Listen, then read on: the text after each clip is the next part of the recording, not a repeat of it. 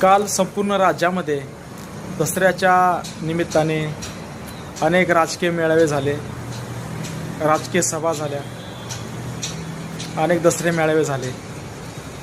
बीडमध्ये 2 दसरे मेळावे झाले, मुंबईमध्ये 2 दसरे मेळावे झाले, काही ठिकाणी विदर्भाच्या साईडला सुद्धा दसरे मेळावे झाले.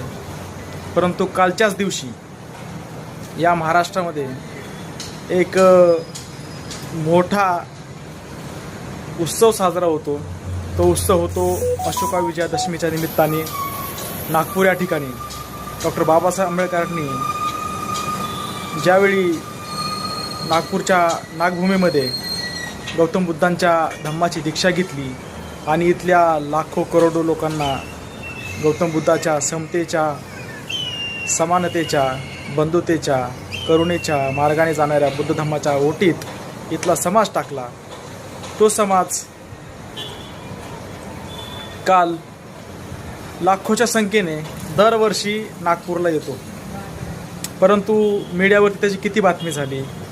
काही लोक दसरा मेळाव्याला येतात, मेळावा करून जातात, परंतु नागपूरसारख्या ठिकाणी, चैत्यभूमीसारख्या ठिकाणी या महाराष्ट्राला, या महाराष्ट्र सरकारला अर्थव्यवस्था सुधारण्यासाठी सर्वात मोठं काम या दिवशी केलं जात असेल तर ते फक्त नागपूरला होतं. तर तुमचा प्रश्न असेल की कसा? तर मित्रांनो, आपण म्हणतो की आरक्षणामुळे बौद्धांची प्रगती झाली. हा साफ खोटा आणि चुकीचा समज आहे. खरं तर बौद्ध धम्माची दीक्षा 1956 साली बाबासाहेबांनी आम्हाला दिली आणि आम्ही विचारांनी प्रगल्भ झालो.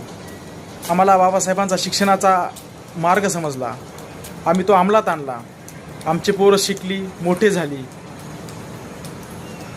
जो पण काय अंधश्रद्धेवरला खर्च होता तो कमी झाला आणि तोच खर्च आमच्या मुलींनी शिक्षणाकडे वळवला. आणि तुम्हाला सांगायचं झालंच तर चैत्यभूमीसारख्या ठिकाणी, नागभूमीवरती, दीक्षाभूमीवरती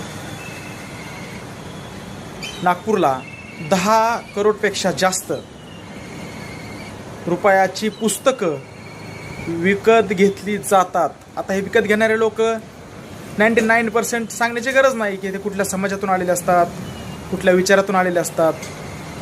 म्हणून आम्ही नेहमी म्हणतो की आरक्षण तर इथल्या सगळ्याच व्यवस्थेला भेटलेलं आहे, SC ST OBCला.